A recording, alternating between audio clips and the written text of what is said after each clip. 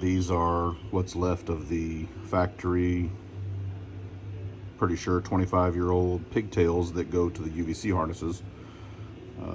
This one was broken. One of them was broken. This one's broken. The whole piece that goes around here on the top to hook into the little tip on the UVC harness itself to lock it in place was completely gone. 25 years old. You know, they were wrapped in loom and that fabric tape up to about 1.5 inches or so. A little bit of wiring, it was exposed, and it's just all exposed to all that heat for 25 years. Just can't hold up, obviously. So bare wires on all of these wiring connections. That wasn't helping matters any.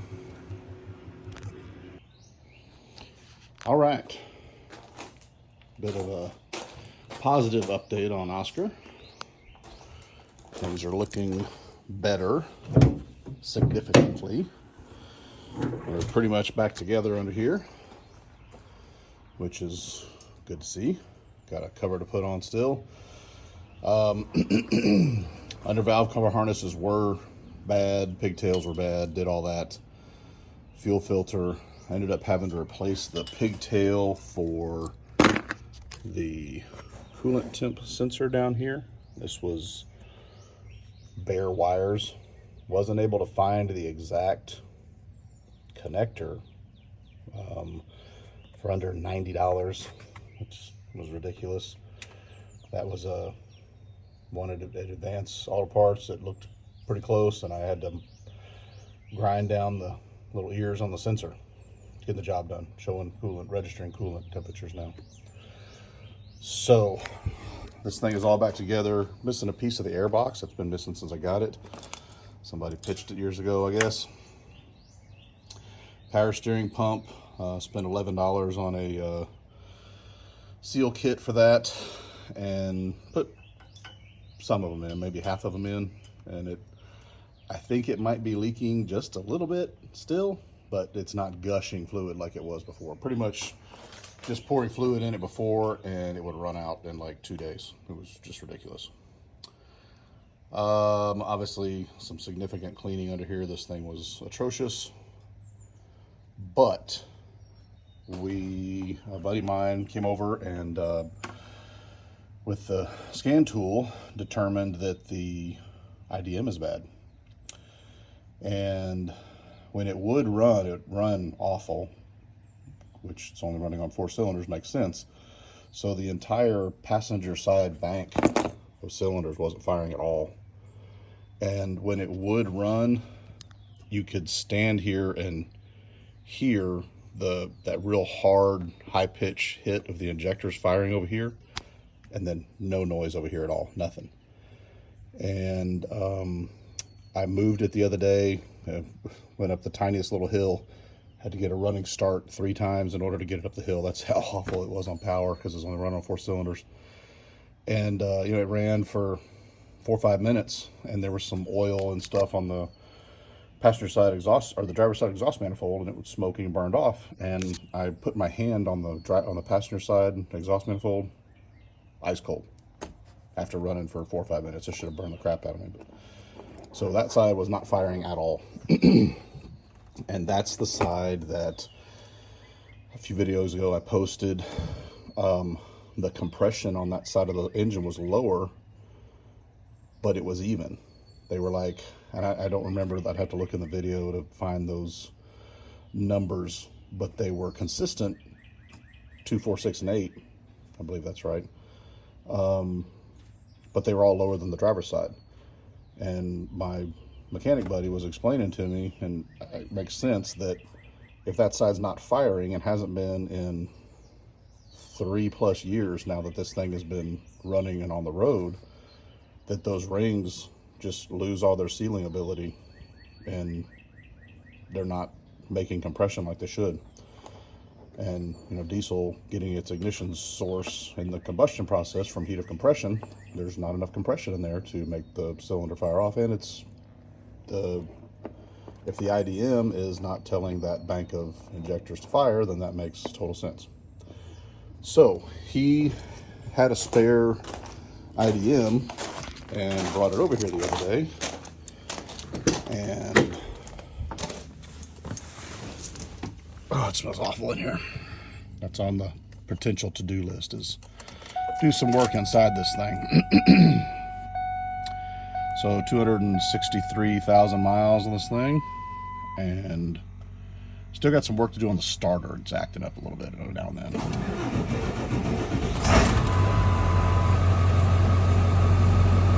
Smooth as glass.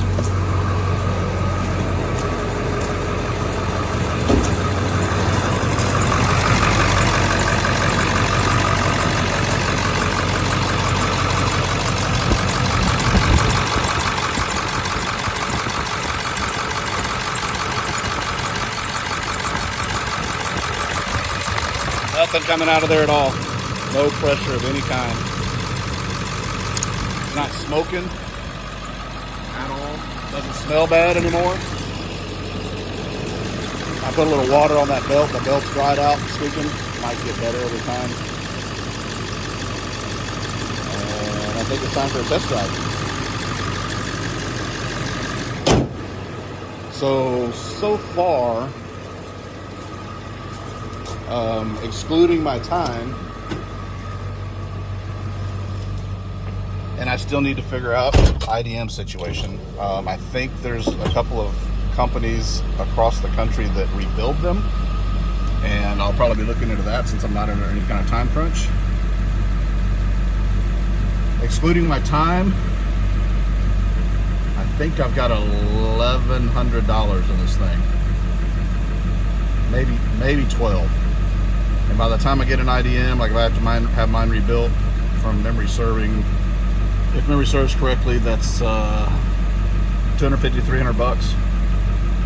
So under $1,500 a running, driving diesel excursion, 2-wheel drive, and awful inside. I set a bug bomb off in here the other day. It's just in case. It's that awful. All of the seats are like this. Back seats toast. Rear seat's there, but it's pretty foobarred as well. The driver's seat, I've got to put a blanket on just to sit in here. I don't want something to come up and attack me. Let's see what we can do on a test drive on this thing. Oh, and a side note, absolutely amazing. Ice cold AC, front and rear, both working. Fantastic. Compressor doesn't sound bad. It engaged right away. I ran it for 5 minutes or so yesterday. It's amazing. I put a tail light bulb in it, so I at least have brake lights. There's I did switch the registration over, but there's no the title over, but there's no registration on it currently. So we're on private streets here in the neighborhoods. It'll probably be okay. Just drive a little test drive here around the neighborhood, but I do want to get it out on public streets pretty soon. The plan, I think, is going to be to take it to the car wash and use their vacuum to get all this nastiness out of here, because it is absolutely horrible.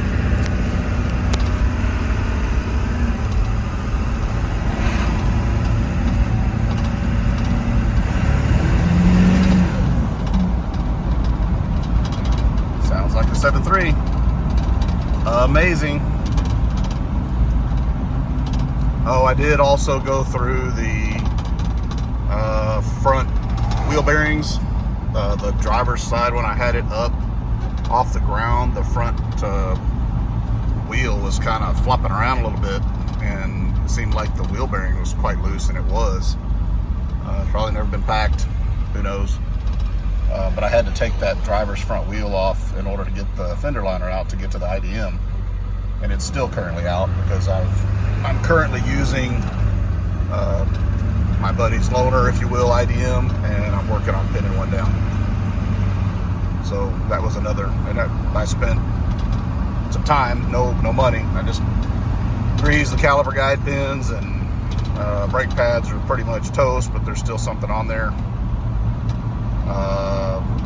And grease the wheel bearings and put it all back together, and just pop the inner seal out just so that I could get some fresh grease in there, because it hadn't had grease in God knows when. So other than that, we're running and driving, which is amazing. That's all I was really after with this thing at this point. and time will tell where else this thing goes. Just will depend. I do think I want to do some cleaning in here. I'm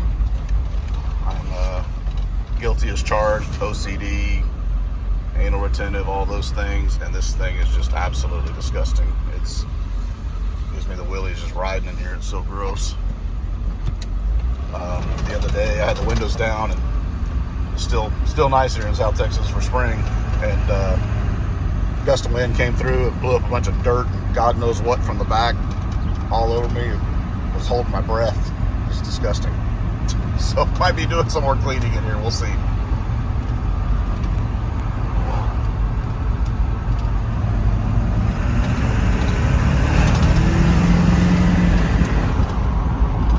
Quick puff of black smoke. No different than my other 7.3s do. I'm okay with that. That exhaust has been fairly shut. I think I showed that in a previous video.